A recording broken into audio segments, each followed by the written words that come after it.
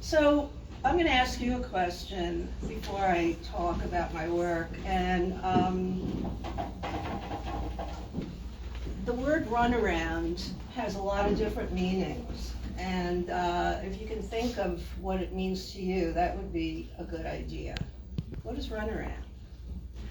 I know I'm going to say for my tennis friends who are here, when you run around your forehand or you run around your backhand, you're trying to use your best hand for a shot that you shouldn't take. You should use your backhand when the backhand comes in tennis, and you should use your forehand when the forehand comes in tennis. But some people prefer to use their forehand when the ball is coming to their backhand, and so they run around their backhand and hit with their forehand. You understand what I'm saying? Yeah. And so what happens in a situation like that, your feet get all jumbled up, and you lose your balance, and you lose your sense of the shot. Everyone should hit a backhand well and a forehand well, but we don't. The only person who can do that is Nadal. So anyhow, so that's in a way where I thought about runaround. That's one idea about runaround. Anybody else can tell me what they think about runaround? Because I know we've all felt it. So runaround is when you're not getting what you want. They're just keep telling you something else. You're not getting what you want. Okay, and that has been the state of our world for the last 7 years. Okay, for the last 7 years we've been given the runaround.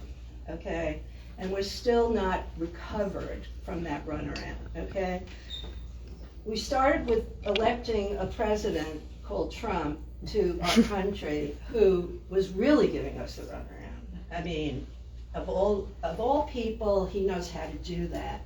And COVID hit, and we didn't know what to do, who to do, what, and we were so confused about the whole thing with vaccines and where it came from. I mean, it was a mess. The country was a mess, and it continued to be a mess for a long time with a lot of different things happening.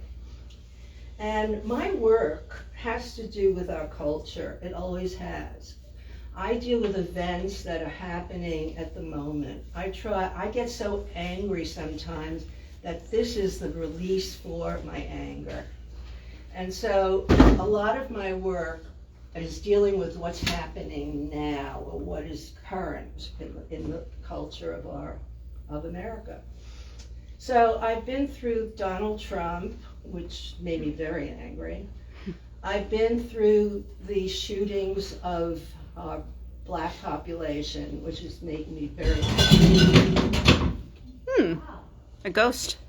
That's anger. I've been through, watching a policeman kill another human being with his knee. And a lot of the cultural aspects in the last 7 years have really affected my work. And so I don't work in any particular medium. I think of the events and then use what I think I use a medium that would well represent what I'm thinking. So I do sculpture, I do painting, I do drawing, I do installation. I've done a lot of different kinds of work over the course of our career, which is a long time.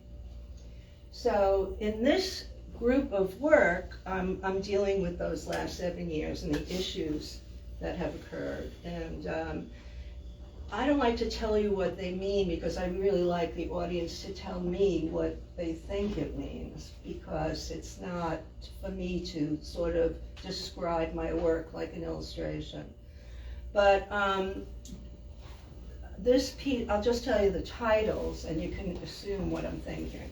This piece is called Stuck in the House. Of course, it has to deal with the idea that we were all, closed in the house for a long period of time.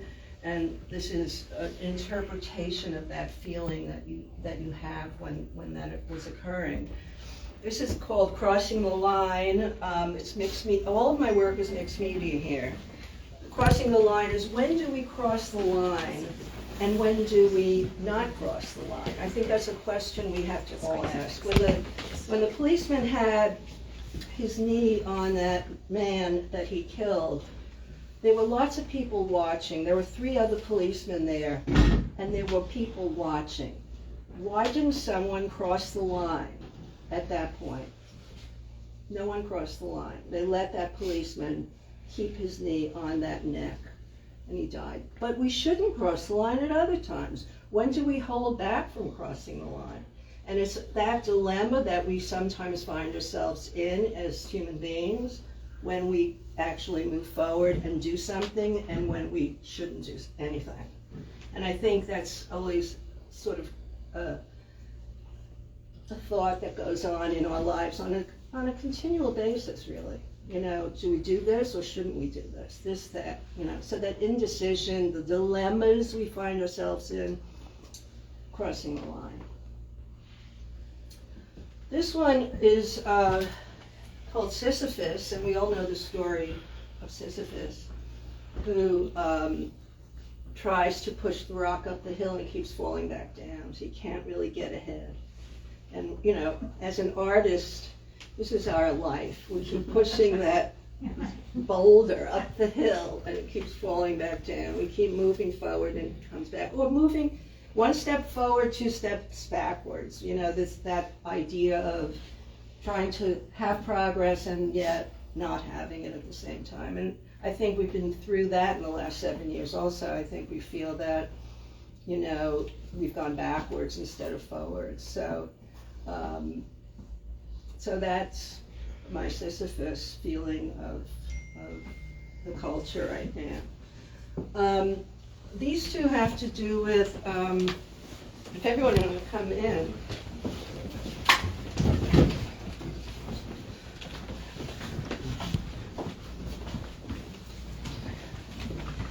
These 2 have to do with the Black Lives Matter issue, and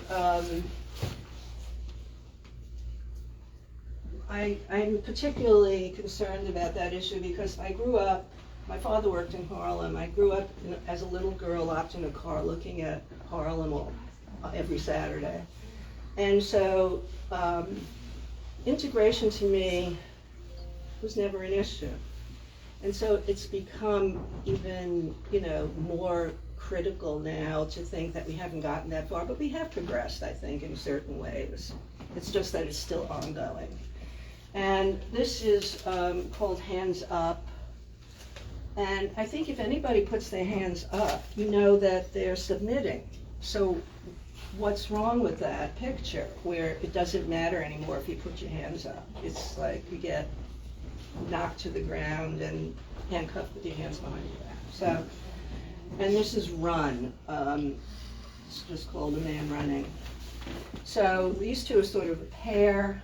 This one I did earlier, and it's called New World Order because I think that I don't think the world is going to be right until we're integrated, and that we have to intermarry and to get the world integrated. So my feeling is that there has to be a new world order, and it has to be much more integrated as a mixture of things. So I know those are big issues, and I'm always, you know, watching the news and dealing with those issues in my work, and that's about what I'm doing here. Anybody have any questions? Yeah.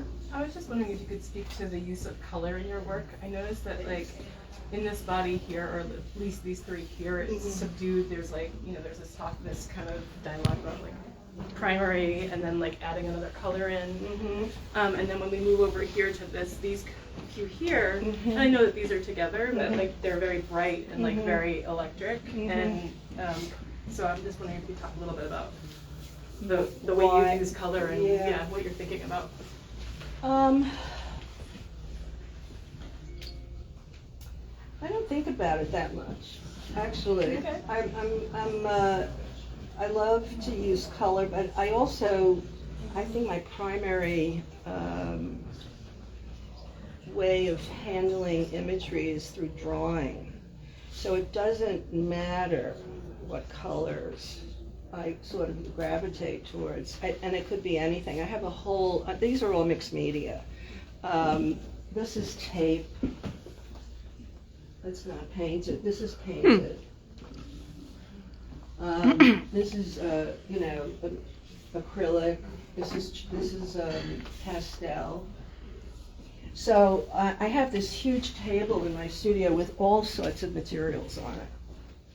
And I think about it very long and hard before I pick something. And so, you know, I'm working through this as a process. It's not something I've planned out. So if I put a red line there, or if I put the blue eye there, then I have to work with what color do I think I'm going to use next? All right, so the red line started the piece, and so I spun out from there. So it's more of a response. It's a responsive thing while I'm working. It's not a planned experience. Does the orange in that picture have a meaning? The orange? Yeah. You mean the red line? The hair. Oh, this is like almost a self-portrait. Put my stepdad somewhere. Looks just like her. Doesn't it look just like questioning the world? Yeah, I thought that would be fun. Yeah. But you started, when you say you started with the red line, the red line is on top of the black, right? Yeah, the red line's on top of the black. Yeah. That's chalk. It's Okay. a chalk line. Yeah. So crossing the line, I'm trying to figure out which ways are you crossing the line. You know, I'm trying to set up a situation that's ambiguous.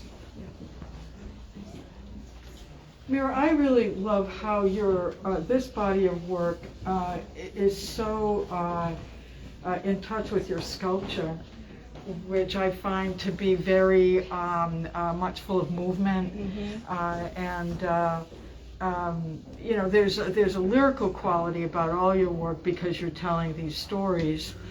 I also want to know, what do you do in the morning after you've read your news feed? And you know, you walk in the studio. I have a really hard time, you know, getting motivated.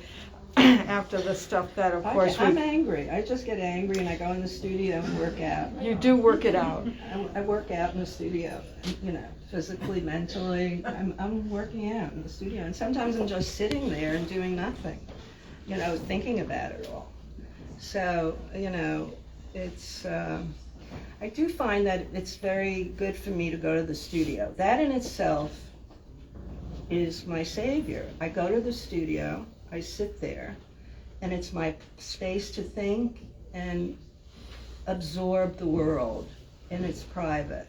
And I recommend everybody get a place like that, whether it be a studio or a one room in your house, or I don't know, someplace on the beach, or someplace that's your own and that you can reflect and think.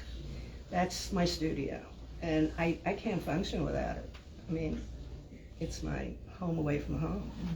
So when I'm there, I'm actually creating, my work is all about ideas. So, you know, I'm thinking about ideas, and, you know, I go to Ireland every year because I bring a group of students from Northeastern, where I teach, to Ireland. And Ireland is my home away from home as well. It's my place to really sit and think about the world and the problems, and also how to express where we are now in the world. And Mary Hawkes-Green, where is she? I'm here. Look, she's the director of the Byrne College of Art, and she and I have been friends for about 17 years. I've taken my students there for 17 years, and I also have been in residence there. And it's a place where I really can think about our existence, the natural world, the global warming issues, because I can see in Ireland how the landscape and the edges of the waterfront have changed, and I can actually feel the changes going on in the world there. It's an amazing place. So I get a lot of ideas there too. So my show that's coming up next March will be a continuation of how I'm thinking now, and I'm working on some paintings right now in Ireland, and it'll be mainly a painting show. So So yeah, you know, my work is my savior, I guess. And I really am happy I'm able to make things. That's all I can say. Any other questions? Myra, I noticed this one has a face in it, Yeah, that's me. and the others are clearly about people, and I imagine people in them, but they don't have faces. Is that? Well, that one has a face. Yeah. This one has a face too. Oh, yeah, I can't see it from here. Yeah. That's not you. No, that's Sisyphus. Yes. That's some guy I don't know. That's all of us. That's all of us. Yeah. Well, here's a face. This one is a face. Yep. Anyhow, I really thank you for coming and for yeah. Mira, I just want to let you know, you always make progress. want to do The progress you make, you help us to make it, okay? You may not feel, I know you artists are very self-critical, but anything you do, like any of these, it helps us to progress. So thank you. Okay. Thank you. Thanks, everybody. I'm just going to do a little. I just want to say thank you to everyone for coming today, and we are going to hang around and continue to answer questions and have conversations on a more casual level with everyone. So please join us for some refreshments. And really, if there's any more questions you have for any of us, please let us know. I'm going to do a little tour on the video. On Instagram Live, and will be uploaded to the Kingston YouTube channel. Thank you. A little up close and personal. It's kind of fun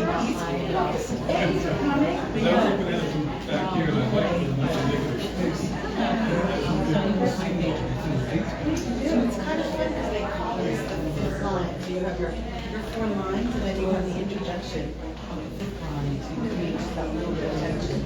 But really, when this piece was created, I was kind of serious, you know, emotional state, to be honest with you. And his daughter, you know, the Eddie was just swirling around, and even Eddie was swirling around.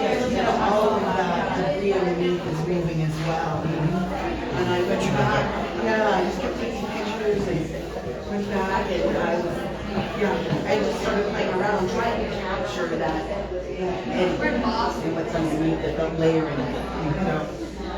It was really interesting. A friend of mine actually said to me, well, he's a friend now. At the time, I had just met him as an artist, and he said, I know y'all see you soon. We have to get caught up. Very nice meeting you.